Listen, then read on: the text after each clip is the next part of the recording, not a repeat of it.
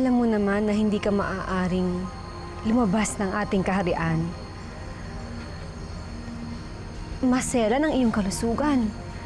Maaari kang madapuan ng mga sakit.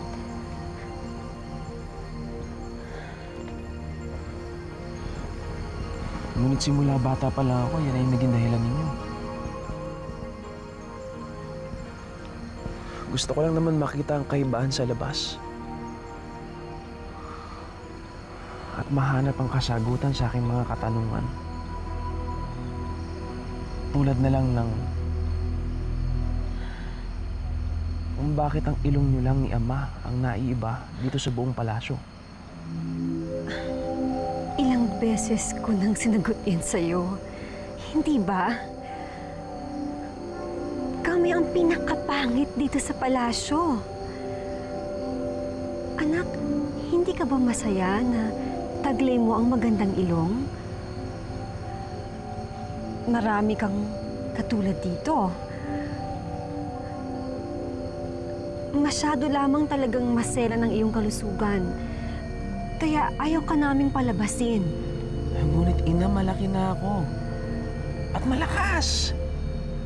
Mas makabubuti kung hindi ka lalabas ng ating palasyo.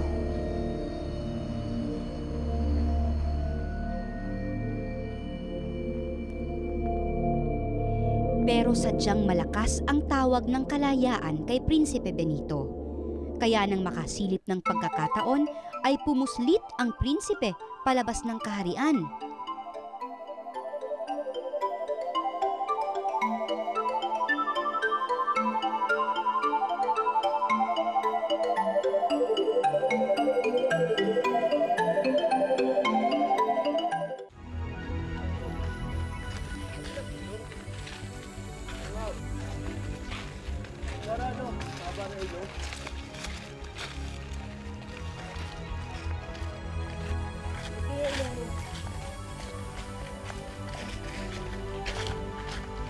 Yan ba si Prinsipe Benito?